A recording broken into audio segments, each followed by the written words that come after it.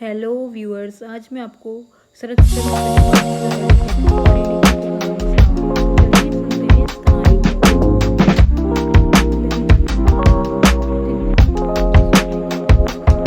को। फिर अपनी आंखें पोंछती हुई बोली, सब भाग्य की बात है शेखर, किसी को दोष नहीं दिया जा सकता। भाग्य ललिता का। वैसे गिरीन्द्र भी बुरा लड़का नहीं है, पैसा भी पास है, ललिता को कोई कष्ट नहीं होगा। शेखर की भूख मर गई दिखाने के लिए वह झूठ मूठ कुछ खाता रहा और जैसे ही भुवनेश्वरी उठी वह भी उठा और हाथ मुंह धोकर बिस्तर पर लेट गया। अगले दिन शाम को वह टहलने के लिए निकला। जब वह गुरुचरण के घर के पास पहुंचा तो उनकी बैठक से उसे बातचीत और हंसने हंसाने का शोर सुनाई पड़ा। आगे बढ़कर उसने देखा महफिल जमी हुई है और लोग चाय पीते हुए हंस बोल रहे हैं। शेखर को देखते ही सब लोग चुप हो गए। शेखर के चेहरे पर न जाने क्यों एक कठोर सा भाव आ गया था। उसे देखकर उन लोगों के चेहरों का उल्लास भी समाप्त हो गया था। ललिता के अतिरिक्त किसी को यह बात नहीं मालूम थी कि शेखर और उसकी माँ लौट आए हैं, इसलिए सब लोग शेखर को देखकर अवाक रह गए।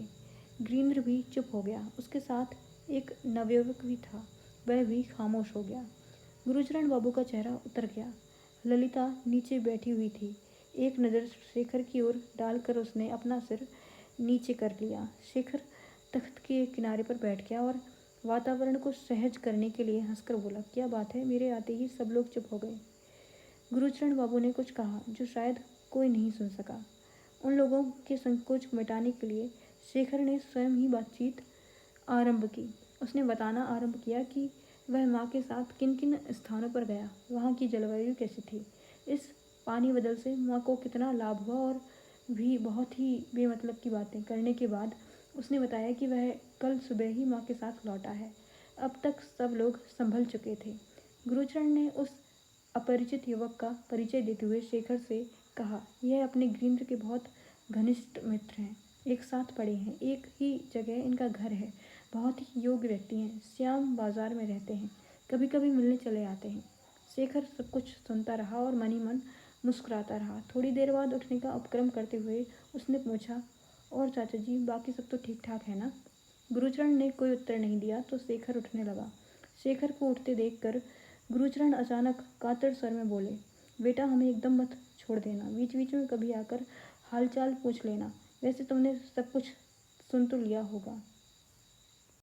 शेखर के कुछ कहने से पहले ही गुरुचरण बाबू की पत्नी के रोने की आवाज़ अंदर से आने लगी। गुरुचरण भी धोती के छोर से अपने आंसू पोंछने लगे। गिरीन्द्र और उसका मित्र अपराधियों की तरह बैठे हुए बाहर देखने लगे। ललिता उठकर अंदर चली गई थी। कुछ देर बाद शेखर रसोई घर से निकलकर आंगन में जा रहा था कि उसकी नज़र ललिता पर पड़ी, जो अंधेरे में दरवाजे की ओट में खड़ी थी। उसे देख ललिता सामने आई और ज़मीन तक सिर झुकाकर प्रणाम करने के बाद उससे लगभग सटकर खड़ी हो गई। उसका चेहरा शेखर के वक्षस्थल तक पहुंच गया था। कुछ पल ललिता न जाने किस आशा के साथ उसी तरह खड़ी रही, फिर पीछे हट गई और धीमे कोमल आवाज़ में बोली, मेरी चिट्ठी का जवाब क्यों नहीं दिया? कौन सी चिट्ठी? मुझे तुम्हारी कोई चिट्ठी नहीं मिली। खैर क्या लिखा था उसमें? ललिता ने एक लंबी सांस छोड़कर कहा, बहुत सी बातें थीं, अब जाने दो उनको। सब कुछ तो तुमने सुन ही लिया है, अब तुम्हारी क्या आज्ञा है? मेरी आज्ञा? शेखर ने व्यंग से कहा, मेरी आज्ञा से क्या होगा? ललिता ने आश्चर्य से शेखर का मुंह देखती हुई बोली, क्यों, मैं किसे आज्ञा दे सकता हूँ ललिता? ललिता का आश्चर्य बढ़ता जा रहा था। शंकित स्वर में बोली, मुझे और किसे आज्ञा दोगे? तुम्हें किस तरह आज्ञा दे सकता हूँ ललिता, और अगर दूँ भी तो तुम क्यों उसका पालन करोगी? शेखर के स्वर में गंभीरता के साथ कुछ करुणा भी आ गई थी। ललिता मन ही मन डर गई। शेखर के थोड़े पास आकर रुआसी आवाज़ में बोली, शेखर दा, इस समय मुझे तुम्हारा मजाक बिल्कुल भी नहीं भा रहा है। मैं तुम्हारे पैरों पड़ती हूँ, क्या होगा बताओ ना, मुझे तो डर से रात को नींद तक नहीं आती। उसकी आवाज़ भर आई थी। डर किस बात का ललिता? तुम भी विचित्र हो शेखर दा। ललिता घबराकर बोली, पूछ रहे हो डर किस बात का? तुम यहाँ नहीं थे, माँ भी नहीं थी, इस बीच मामा ना जाने यह क्या कर बैठे। अब माँ अगर मुझे अपने घर में ना लें तो? शेखर पल भर चुप रहा, फिर बोला, हाँ यह तो ठीक है, माँ तुम्हें अपने घर में नहीं लेना चाहेंगी। तुम्हारे मामा ने गिरीन्द्र बाबू से रुपए लिए हैं।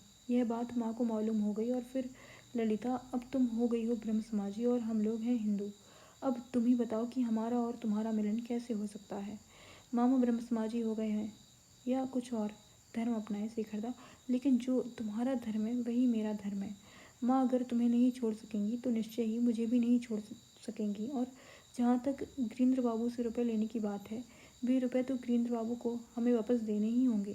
कर्ज तो कर्ज ही है, उसे चुकाना ही पड़ेगा, 2 दिन पहले या 2 दिन बाद। लेकिन कर्ज चुकाने के लिए रुपए कहाँ से मिलेंगे? शेखर ने गंभीरता से कहा। ललिता ने शेखर के चेहरे की ओर एक भरपूर दृष्टि डाली, जो बहुत कुछ कह रही थी, और फिर बोली, जानते नहीं, स्त्रियों को रुपए उनके पति से मिलते हैं, मुझे भी वहीं से मिलेंगे। शेखर सिर से पैर तक सुलग उठा, व्यंग्यपूर्वक बोला, लेकिन तुम्हारे मामा ने तुम्हें बेच जो दिया है।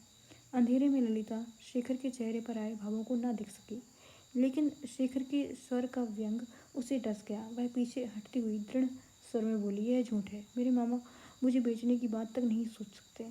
उन पर झूठे आरोप लगाना बंद करो शेखरदा, तुम उनका दर्द नहीं समझ सकते, लेकिन और लोग तो समझते हैं। वह कुछ पल के लिए रुकी और आवाज़ को कड़ा करके तेज स्वर में बोली, मामा ने मेरा ब्याह होने से पहले ही गिरीन्द्र बाबू से कुछ रुपए उधार लिए थे। मामा को मुझे बेचने का कोई अधिकार है ही नहीं, ये अधिकार केवल तुम्ही को है। और शेखरदा, अगर तुम चाहो तो रुपए देने के डर से बचने के लिए मुझे बेच भी सकते हो। उत्तर की प्रतीक्षा किए बिना और शेखर की ओर देखे बिना जल्दी से वहाँ से निकल गई। शेखर देर तक निरुद्देश इधर उधर भटकता रहा। बार बार उसे यही ख्याल आ रहा था कि इतनी सी ललिता इन 3 महीनों में कितनी मुखर हो गई है, सारी स्त्रियां जनित बातें सीख गई है और किस तरह उसे नृत्य कर गई। ललिता ने आज जिस प्रकार उससे व्यवहार किया था, उसे देखकर वह सचमुच विस्मित हो उठा था। पराजित होने के कारण उसे ललिता पर क्रोध भी आ रहा था, लेकिन यह भी शांत भाव से विचार करता तो उसे पता चल जाता कि उसे क्रोध ललिता पर नहीं, अपने ऊपर आ रहा था। वास्तविकता यह थी कि ललिता को चाहने के बावजूद शेखर अपने माता पिता के डर से ललिता से विवाह करने के लिए मानसिक रूप से तैयार नहीं हो पाया था। जिस समय उसने ललिता के गले में माला डाली थी, उस समय उसे यह आशंका थी भी कि शायद ललिता उसे नहीं मिल सकेगी, इसलिए वह ऐसा कुछ कर गया था कि उसके कलकत्ता में न होने पर भी ललिता उससे जुड़ी रहे। कलकत्ता लौट आने के बाद शेखर को यह लगा कि ललिता की ओर से कोई हिचक नहीं है और अब शायद ललिता को छोड़ना उसके लिए मुश्किल होगा। ललिता को स्वीकार करना भी उसे उतना ही मुश्किल लग रहा था। श्याम बाजार वाला संबंध टूट जाने के बावजूद नवीन चंद्र उसके लिए पैसे वाले नए रिश्ते ढूंढ रहे थे। इधर गुरुचरण बाबू के ब्रह्म समाजी हो जाने के कारण शेखर की यह आशा भी टूट गई थी कि वह माँ को प्यार मनोहार से समझाकर पिता को इस बात के लिए राजी करवा लेगा कि वह शेखर और ललिता की शादी की सहमति दे दें। अब तो उसे लग रहा था कि उसके लिए यह भी संभव न होगा कि वह माँ को राजी कर ले। अब तो यह बात मुँह से नहीं निकाली जा सकती थी। ललिता को बहुत प्यार करने के बावजूद माँ गुरुचरण के ब्रह्मसमाजी होने के कारण ललिता को स्वीकार नहीं कर सकती थी। इधर आज शाम ललिता से जो बात हुई थी, उससे उसकी समझ में यह बात अच्छी तरह से आ गई थी कि उसने खिलवाड़ समझकर उस रात जो भी किया या कहा, ललिता ने उसे बहुत ज़्यादा गंभीरता के साथ ग्रहण किया है और अपने आप को शेखर की पत्नी मान लिया है। अगर ऐसा ना होता तो आज शाम वह अंधेरे एकांत में इस तरह उसके वक्षस्थल से हटकर खड़ी न होती। स्पष्ट था कि उसे ऐसा करने में कोई झिझक, संकोच या पाप का बोध नहीं था। उसने जिसे पति मान लिया और उस पति ने भी माला बदलकर जिसे अपने वक्ष से सटाकर चुंबन ले लिया था, वह ललिता उसे पराया मानकर उससे किस बात का संकोच करती। शेखर का सिर चकराने लगा। गिरीन्द्र के साथ इस ललिता के ब्याह की बात चल रही है, लेकिन यह ललिता जो शेखर को अपनी पति मान बैठी है, क्या गिरीन्द्र से विवाह करने के लिए तैयार हो जाएगी? ललिता के इनकार करने पर सब लोग उसके इनकार का कारण पूछेंगे, और अगर कहीं ललिता ने गिरीन्द्र से विवाह न करने का सही कारण बता दिया तो वह घर और बाहर अपना मुंह कैसे दिखा सकेगा? यह सोचकर शेखर की नींद हराम हो गई। ललिता से उसका विवाह असंभव है, यह मानकर शेखर ने ललिता की आशा छोड़ दी थी, लेकिन शुरू के कई दिन वह मन ही मन बेहद डरा हुआ रहा कि कहीं अचानक ही ललिता न आ जाए और सारी बातें प्रकट न कर दें। ऐसी स्थिति में वह किस तरह अपनी सफाई दे पाएगा, यह सोचते ही शेखर को कपकपी होने लगी थी। ज्यों-ज्यों दिन बीतने लगे, शेखर को लगने लगा कि उसकी आशंका निराधार है। न ललिता आई, न उसने कोई बात कही और न किसी और ने शेखर से कुछ कहा। यहाँ तक कि गुरुचरण बाबू के घर तक से उसके घर में किसी का आना जाना नहीं हुआ। शेखर के कमरे के सामने की खुली छत से ललिता के घर की छत साफ दिखाई देती थी। इन दिनों शेखर ने इस डर से छत पर आना जाना बंद कर दिया था कि कहीं ललिता न दिखाई दे जाए और उससे बात करनी न पड़ जाए। ललिता से सामना करने का साहस शेखर में ना था।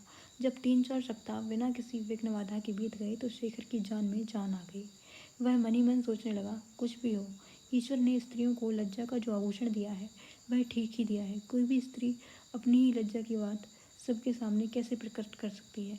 ललिता भी ऐसी कोई बात कैसे बता सकती है जिसे बताकर उसे स्वयं लज्जित होना पड़े?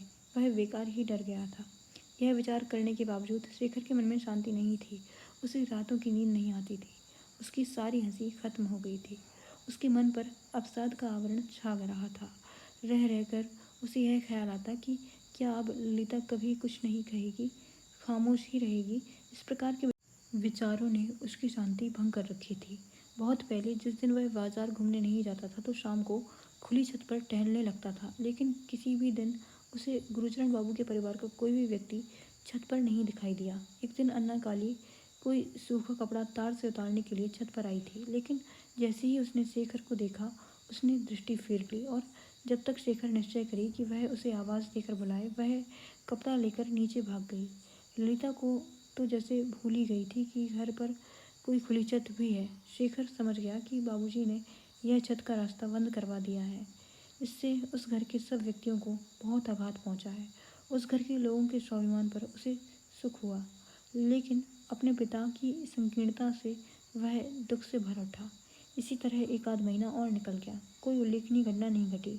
एक दिन बातों ही बातों में भुवनेश्वरी ने उससे कहा, क्यों रे शेखर, इधर तूने ललिता को देखा है क्या? नहीं तो माँ, शेखर ने सिर हिलाकर कहा, फिर कुछ संकोच के साथ बोला, क्यों, क्या हुआ माँ? अरे मैंने भी उसे कल कोई 2 महीनों बाद देखा। देखकर हक्की बक्की रह गई। लड़की तो बिल्कुल सूख गई है, बिल्कुल सीग हो गई है और चेहरा ऐसा हो गया जैसे 14 की ना हो 24 की हो। उनकी आंखों से आंसू आ गए। मैली धोती जगह जगह उस पर पैबंद लगे हुए। मैंने पूछा, तेरे पास कोई धोती नहीं है बेटी? तो बोली, है माँ, बदलने का टाइम नहीं मिला। फिर माँ रोती रोती बोली, कसूर तो मेरा है, हमेशा से मैं ही उसे कपड़े देती आई हूँ। जिस दिन से हवा बदलने के लिए गई थी आज 6 महीने हो गए हैं इस बात को। उस दिन से आज तक उसे एक भी धोती नहीं दी है। आगे वे नहीं बोल सकीं और फपक कर रोने लगी। भुवनेश्वरी सचमुच ही ललिता को अपनी लड़की की तरह प्यार करती थी। शायद उनकी कोई बेटी नहीं थी इसलिए। शेखर गुम हो गया, हिला डुला तक नहीं। अपने को प्रकृतिस्थ कर भुवनेश्वरी फिर कहने लगी, लड़की मेरे अलावा कभी किसी के खाने को नहीं मांगती थी। अपने घर में कभी उसने मुंह नहीं खोला। भूख लगती थी तो मेरे पास घूमने लगती थी। मैं उसका मुंह देखते ही समझ जाती थी कि लड़की भूखी है।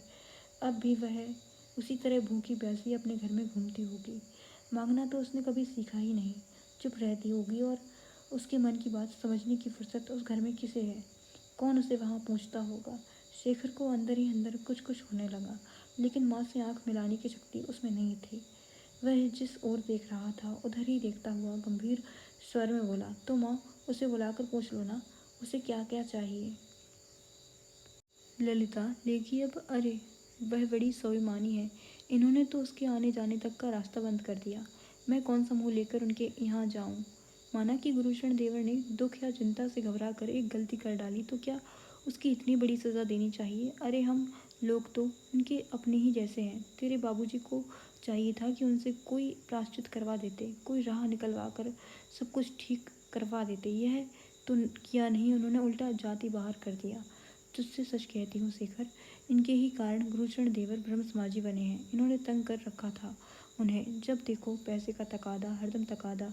इतना पैसा बैंक में होने पर भी यही रट, पैसे कब दोगे, ज़रूरत है। जब व्यक्ति के मन में घृणा बस जाती है ना शेखर, तो आदमी कुछ भी करने के लिए तैयार हो जाता है। मैं तो आज यही कहूँगी कि गुरुचरण देवर ने ठीक ही किया। वह गृहस्थ ब्रह्म समाजी होने पर भी हम लोगों से कहीं ज़्यादा उनका अपना है।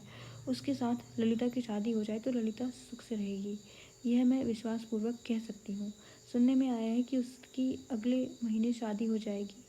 सहसा शेखर माँ की ओर मुड़ा और आश्चर्यचकित होकर पूछने लगा, तुम्हें कैसे मालूम? भुवनेश्वरी ने कहा, ललिता से ही सुना था। आजकल उसके मामा की तबीयत ठीक नहीं रहती। अच्छा ही है, एक तो उनके मन में सुख नहीं, ऊपर से घर में ये रोज़ रोज़ की कलह कलेश। गुरुचरण देवर को एक मिनट के लिए भी शांति नहीं। ललिता पार लग जाएगी तो उनके मन की चिंता कुछ तो कम होगी। शेखर उठा और अपने पलंग पर लेट गया। उसके मस्तिष्क में असंख्य विचार उठ रहे थे और सारे विचार एक ही बिंदु पर समाप्त हो जाते थे, और वह बिंदु थी ललिता। हफ्ते भर बाद की बात है। शेखर अपनी गाड़ी में ऑफिस से लौट रहा था। गुरुचरण बाबू के घर के सामने एक गाड़ी खड़ी थी, इसलिए शेखर को वहीं उतरना पड़ा। गली सकरी थी और उसमें से दो गाड़ियां एक साथ नहीं निकल सकती थीं। पड़ोसी से पूछने पर शेखर को मालूम हुआ कि दूसरी गाड़ी डॉक्टर की है, जो गुरुचरण बाबू की बीमारी की जांच करने के लिए आए हैं। शेखर को याद आया कि हफ्ते भर पहले ही माँ ने बताया था कि गुरुचरण बाबू की तबीयत आजकल ठीक नहीं है। अपने घर न जाकर शेखर सीधे गुरुचरण बाबू के घर चला गया। वहाँ जाकर शेखर ने देखा, गुरुचरण बाबू हड्डियों का ढांचा बने बिस्तर पर लेटे हुए हैं। बगल की कुर्सी पर डॉक्टर उनकी जांच कर रहे हैं। दूसरी ओर गिरीन्द्र बैठा है। बगल में फीका निश्चेत चेहरा लिए ललिता खड़ी है। गुरुचरण बाबू ने बहुत ही धीमी आवाज़ में शेखर को बैठने के लिए संकेत किया। ललिता ने माथे का पल्ला खींच लिया और अनायास ही दूसरी ओर देखने लगी। उसी मोहल्ले का होने के कारण डॉक्टर भी शेखर का परिचित था। जांच खत्म कर डॉक्टर नुस्खा आदि लिखने के बाद शेखर के साथ ही बाहर आ गया। पीछे पीछे गिरीन्द्र भी आ गया।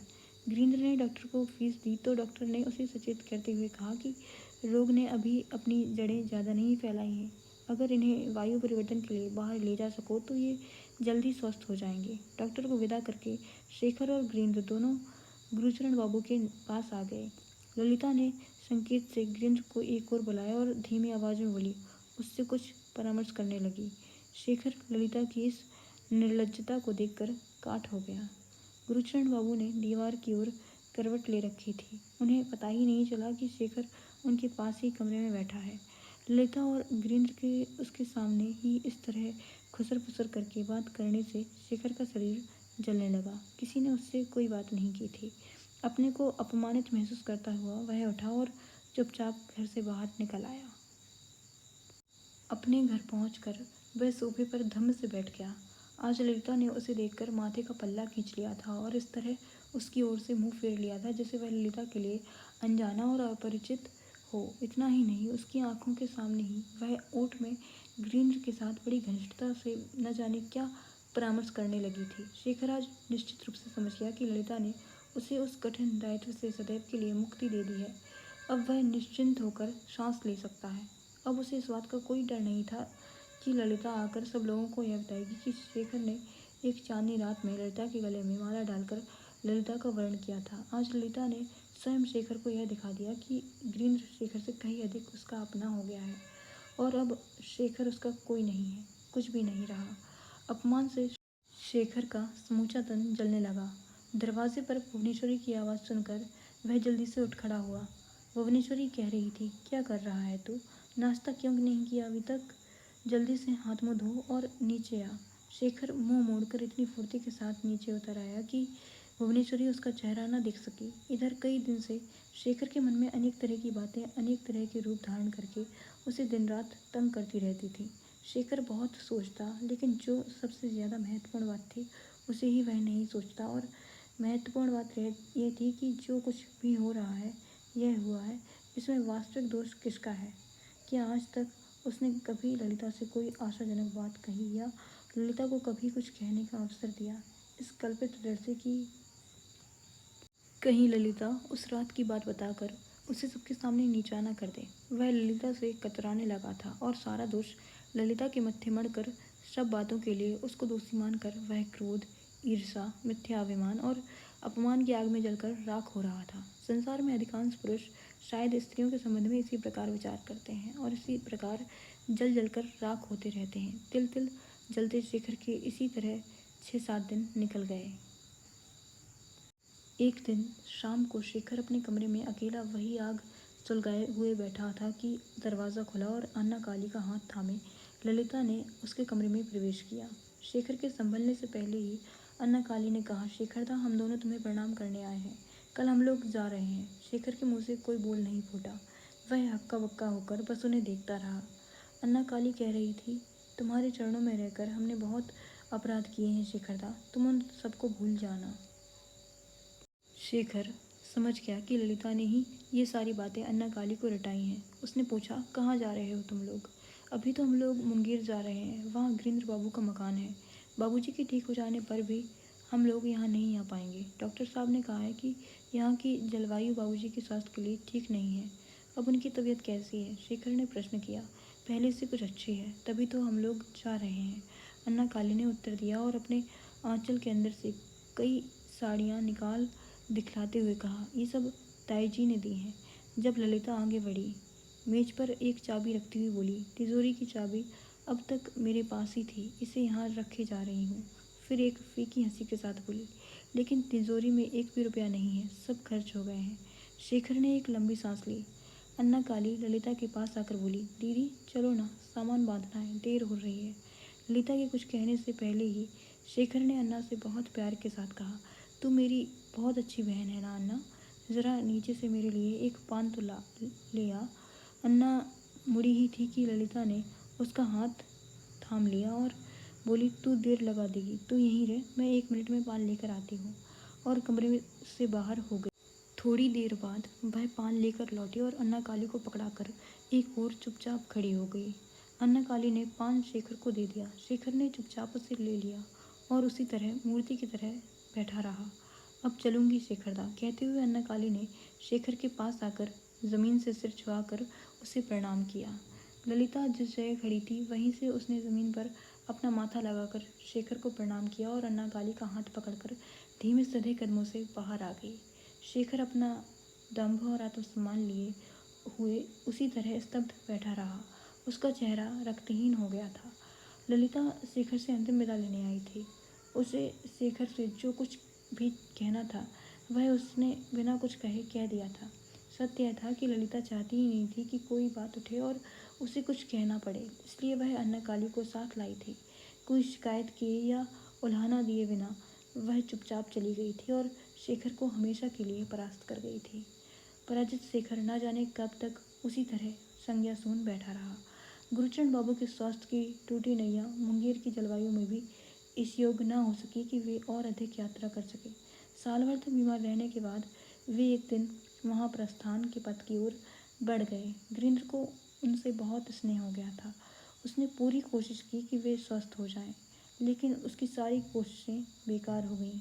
गुरुचरण ने अपने अंतिम समय में गिरिंद्र का हाथ थाम कर आंसू भरे नैनों से प्रार्थना की थी कि गिरिंद्र उनके परिवार को मझधार में न छोड़ दे।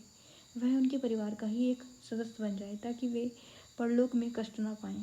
गिरिंद्र ने सच्चे मन से उन्हें वचन दिया था कि वह उनके परिवार से कभी विमुख नहीं होगा। गिरिंद्र के इस वचन से गुरुचरण बाबू के तप्त हृदय को बहुत सुख संतोष मिला था। उन्होंने बहुत शांति के साथ देह त्याग दी थी। कलकत्ता वाले मकान में गुरुचरण कुछ किराएदार बसा गए थे। उन्हीं से एक दिन भुवनेश्वरी और शेखर को गुरुचरण बाबू के स्वर्गवासी होने की सूचना मिली। इधर शेखर के परिवार में भी एक दुर्घटना हो गई। नवीन चंद्र का सहसा देहांत हो गया। शोक संतप्त भुवनेश्वरी दुख से विहल होकर काशी चली गई और गृहस्थी का भार बड़ी बहू पर छोड़ गई। वे उससे कह गईं कि अगर सब कुछ ठीक रहा तो अगले साल आकर शेखर का विवाह कर देंगी। यह नया संबंध नवीन चंद्र ने ही निश्चित किया था। यदि उनकी सहसा मृत्यु न हुई होती तो अब तक शेखर की शादी भी कर देते, लेकिन उनके आकस्मिक निधन के कारण यह कार्य साल भर के लिए स्थगित हो गया था। साल पूरा होने पर लड़की वाले आए और शेखर को आशीर्वाद देकर इसी महीने विवाह की तिथि निश्चित कर गए। वे लोग शेखर से हाथ जोड़कर प्रार्थना कर गए कि वह शीघ्र ही काशी जाकर अपनी माँ को ले आए। खिन्न मन से शेखर काशी जाने को तैयारी करने लगा। अलमारी में से कपड़े निकालकर सूटकेस में रखते हुए उसे अचानक ललिता की याद आ गई। उसके यह सब काम ललिता बहुत निपुणता से करती थी। उसके मुंह से एक लंबी सांस निकल गई। 3 वर्ष बीत गए थे उन लोगों को यहाँ से गए हुए। इस बीच गुरुचरण बाबू की मृत्यु की सूचना के अलावा उनका कोई अच्छा या बुरा समाचार उसे नहीं मिला था। उसने समाचार जानने की कोशिश भी नहीं की थी। जानकर करता भी क्या, ललिता ने तो उसे शाम उससे अंतिम विदा ले ली थी। आज फिर भी सहसा उसके मन में यह ख्याल आया कि अगर पता चल जाता कि ललिता कहाँ है, कैसी है, उसकी घर गृहस्थी तो ठीक है ना, तो शायद उसे कुछ संतोष होता। गुरुचरण बाबू के मकान में जो किराएदार रहते थे वे मकान खाली कर कहीं और जगह चले गए थे। 2 महीने से मकान खाली था, इसलिए जब सहसा ही पुरानी मेरी ने दरवाजे के बाहर खड़ी होकर पुकार लगाई, छोटे बाबू, आपको अन्ना काली की माँ जी ने बुलाया है, तो शेखर को बहुत आश्चर्य हुआ। कुछ ही पल पहले तो वह उन्हें याद कर रहा था। शेखर दरवाजे तक आ गया और आश्चर्य से बोला, अन्ना काली की माँ यहाँ कहाँ? मेरी ने गुरुचरण बाबू के मकान की ओर हाथ उठाकर कहा, अपने घर में। वे लोग कल रात मुंगेर से यहाँ आए हैं। अच्छा चलो। सूटकेस उसी तरह छोड़कर शेखर नीचे उतर आया। शाम रात में परिवर्तित होने वाली थी। जैसे ही शेखर ने गुरुचरण बाबू के मकान में कदम रखा, उसकी विधवा चाची जोर जोर से रोने लगी। शेखर दरी पर उनके पास ही बैठ गया और धोती की ओर से अपनी आंखें पोंछने लगा। वह आंसू गुरुचरण बाबू के लिए ही नहीं, अपने पिता के लिए भी थे। अंधेरा बढ़ते ही ललिता आकर दिया जला गई। गले में आंचल डालकर उसने दूर से शेखर को प्रणाम किया और धीरे धीरे बाहर चली गई। शेखर उस पराई स्त्री को आंख उठाकर अच्छी तरह ना देख सका, फिर भी कनखियों से वह जितना देख सका उससे उसे यही लगा कि ललिता और भी लंबी और बहुत दुबली हो गई है। रोना धोना समाप्त कर गुरुचरण बाबू की पत्नी ने शेखर से यही कहा कि वह इस मकान को बेचकर मुंगेर में अपने जमाई के पास रहना चाहती हैं। शेखर के पिता की इच्छा थी कि वह इस मकान को खरीद ले। अगर इस समय उचित दाम पर शेखर यह मकान खरीद ले तो एक तरह से घर बाहर वालों के हाथ में ना जाकर घर वालों के पास ही रहेगा। उन्हें भी यह दुख ना होगा कि उन्होंने मकान बेच दिया है, और अगर भविष्य में वह कभी मुंगेर से यहाँ आई तो 2-1 दिन उन्हें यहाँ रहने में किसी तरह का संकोच नहीं होगा। शेखर ने यही कहकर उन्हें आश्वासन दिया था कि वह माँ से पूछकर ही इस संबंध में हाँ या ना कह सकेगा। अपने आंसू पोंछते हुए ललिता की मम्मी ने पूछा, क्या दीदी इस बीच यहाँ नहीं आएंगी? शेखर ने बताया कि वह उसी रात माँ को लेने काशी जा रहा है। धीरे धीरे ललिता की मम्मी ने शेखर से उसके घर परिवार, उसकी शादी, उसकी होने वाली ससुराल और उससे मिलने वाले दहेज के संबंध में सारी जानकारी प्राप्त कर ली।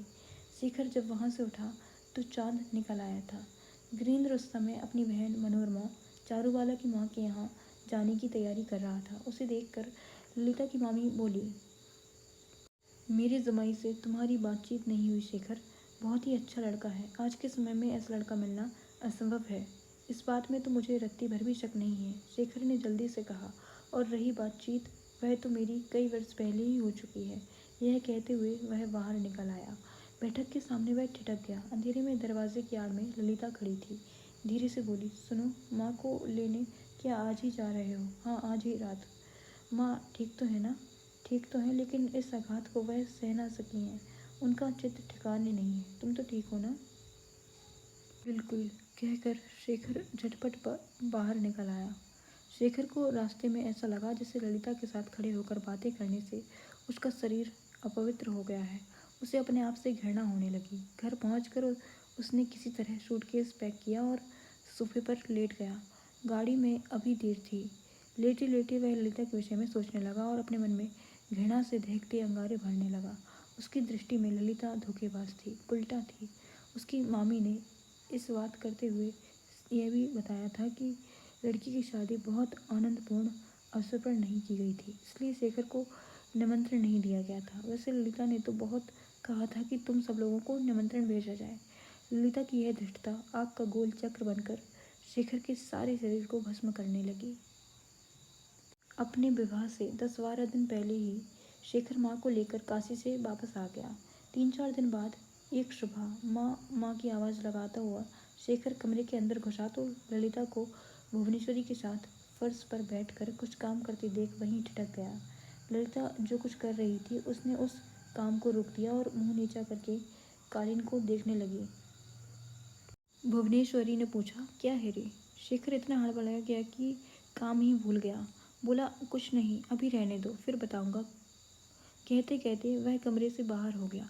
ललिता का चेहरा तो उसे नहीं दिखाई दिया, लेकिन जाते समय उसकी दृष्टि ललिता के दुबले पतले हाथों पर जरूर पड़ गई। दोनों हाथ सोने थे, उनमें सिर्फ कांच की 2-2 चूड़ियाँ पड़ी हुई थीं। शेखर तिरस्कार के भाव से हंसते हुए अपने आप से बोला, अच्छा ढोंग रचाया है। यह बात शेखर ने इसलिए कही थी क्योंकि उसे मालूम था कि गिरीन्द्र बहुत पैसे वाला है। ऐसे धनी व्यक्ति की पत्नी गहनों से न लदकर कांच की 2-2 चूड़ियाँ ही हाथ में डालती हैं, तो इसका मतलब यही है कि इस तरह ढोंग करके वह भुवनेश्वरी के मन में करुणा जगा रही है। ललिता जिस ओर बैठी थी उस ओर देखकर शेखर बहुत उपेक्षा के साथ हंसा। उसी शाम शेखर नीचे उतर रहा था और ललिता उसी मंद गति से ऊपर जा रही थी। ललिता को देखकर शेखर जल्दी जल्दी सीढ़ी उतरने लगा। ललिता एक और दीवार से सटकर खड़ी हो गई। शेखर जैसे ही उसके पास आया उसने बहुत ही संकोच के साथ धीमी आवाज़ में कहा, सुनो, मुझे तुमसे एक बात करनी है। मुझसे? शेखर ने विस्मय के साथ पूछा। हाँ, तुमसे, ललिता ने मीठी आवाज़ में कहा। मुझसे तुम्हें क्या बात करनी है? शेखर ने जैसे उसे झिड़की दी और पहले से भी तेज कदमों से खटखट करता हुआ सीढ़ियाँ उतर गया। ललिता स्तब्ध खड़ी रही कितनी देर तक, फिर एक गहरी सांस छोड़कर ऊपर चली गई।